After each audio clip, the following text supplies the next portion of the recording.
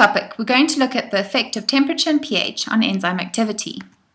So by the end of the lesson, you'll be able to discuss the different factors that affect enzyme activity, including temperature and pH. Now, before we consider how the different factors affect enzymes, we should just recap on what an enzyme needs to work. These include, there must be physical contact between the enzyme and the substrate, and the enzyme must have an active site. So how do we measure the rate of an enzyme reaction? The rate of an enzyme-controlled reaction can be measured by recording the amount of substrate used per unit time, or the amount of product made per unit time.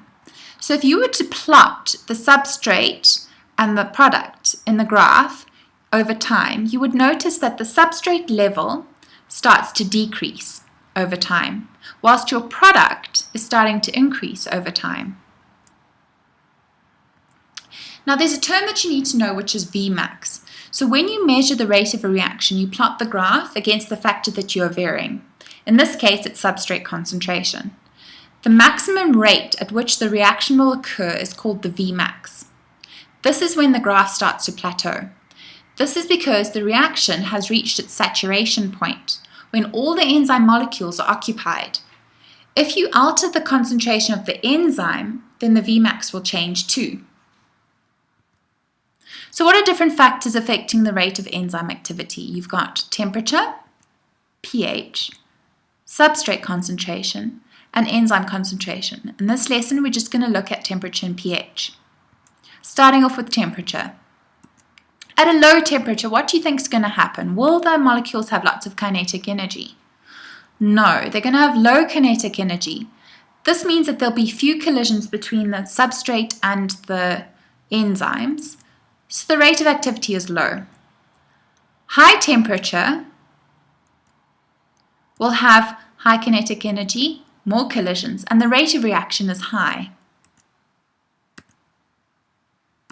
Now the rate of reaction doubles for every 10 degrees Celsius. So if you increase the temperature by 10 degrees Celsius, the rate of reaction is going to double for enzymes. So what does this mean? Well, you've got something called the Q10, which is the temperature coefficient. 10 stands for 10 degrees Celsius. So it's the increase in a reaction rate with a 10 degrees Celsius rise in temperature. Now for chemical reactions, the Q10 is 2 or 3. What does this mean? Well, the rate of reaction will double or triple with every 10 degrees Celsius rise in temperature. So if you have an enzyme, you heat it up by 10 degrees, the rate of reaction is going to double. You heat it a further 10 degrees, the rate of reaction is going to double. But it is going to reach a point where the enzyme starts to denature. So enzyme-controlled reactions follow this rule, as they are chemical reactions. But at high temperatures, the proteins start to denature. So the optimum temperature for an enzyme-controlled reaction will be a balance between the Q10 and the denaturation. So you're going to find a temperature where the enzyme is at its optimal working rate compared to where it's about to denature. So the temperature coefficient is a ratio. It allows us to see what happens to the rate of reaction when we increase the temperature by 10 degrees Celsius.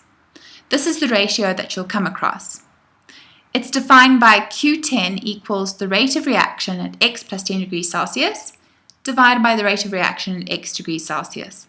And for an enzyme-controlled reaction, this is usually 2, which means that it's for every 10 degrees Celsius, the reaction doubles.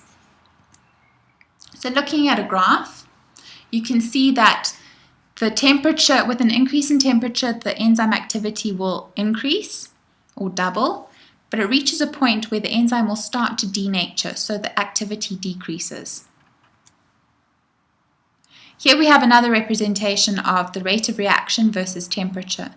Notice that as the temperature increases up to about 40 degrees Celsius, the rate of reaction is increasing, but it's going to reach a point, which we call the Vmax, where it's at its optimal temperature and the rate of reaction is at its maximum.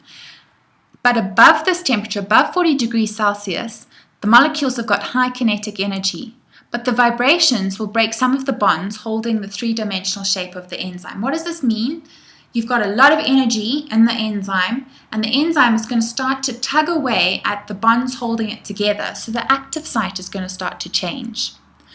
So the active site is altered, so the substrate can't attach to it, and the rate of activity starts to drop sharply. So we say that the enzyme has been denatured, and this process is irreversible. So in terms of this enzyme that we're talking about here, the optimum temperature is therefore about 40 degrees Celsius. Now most enzymes have an optimum temperature of about 30 degrees Celsius, but there are some enzymes that have an optimum temperature that is a lot lower. For example, this little fish is a cold water fish, and it'll die if you put it in water above 30 degrees Celsius. This is because the enzymes will denature. So cold water fish will die at 30 degrees Celsius because their enzymes denature. Now you do have a few enzymes, for example in bacteria, that can withstand temperatures of up to 100 degrees Celsius. Let's have a look at pH. The pH of a solution is the measure of hydrogen ion concentration. Each enzyme has an optimum pH, which is the pH at which it works fastest. Now, many ionic bonds hold the tertiary structure of an enzyme and therefore the shape of the active site. So you've got bonds between the terminal amino, the carboxylic groups, and the various R groups. So for example here, you've got the enzyme and the active site. You've got ionic bonds that are holding the tertiary structure together, and the bonds are between the terminal amino groups and the carboxylic groups, as well as the R groups. If the pH changes, the ionic charge on the acidic and basic groups will change. These bonds will be broken and the enzyme becomes denatured, so the active site changes. Now, did you know that you can preserve food in vinegar? Why can you do this? Well, this is because the low pH in vinegar denatures the enzymes that would otherwise break down the food. So let's have a look at different enzymes and the optimal pHs that they work best at. So looking at enzyme activity versus pH. This graph shows you how different enzymes have got different optimal pH. You can see that pepsin works best at an acidic pH of 2, whilst salivary amylase has an optimal pH of about 7. And then arginase, which is found in the urea cycle, has a basic pH of about 9.5. So have a look at this graph. Now, can you remember the different enzymes that we've just discussed? Which enzyme represents which graph? Well, you've got pepsin, which works best at a low pH. Where do you find pepsin? You find pepsin in your stomach. Salivary amylase. And then you've got arginase. So what have we learned in this lesson? Well, we've learned that temperature alters the kinetic energy, and thus the collisions between the enzyme and the substrate. The Q10 value shows how the rate of reaction doubles for every 10 degrees Celsius, and high temperatures can denature the enzyme.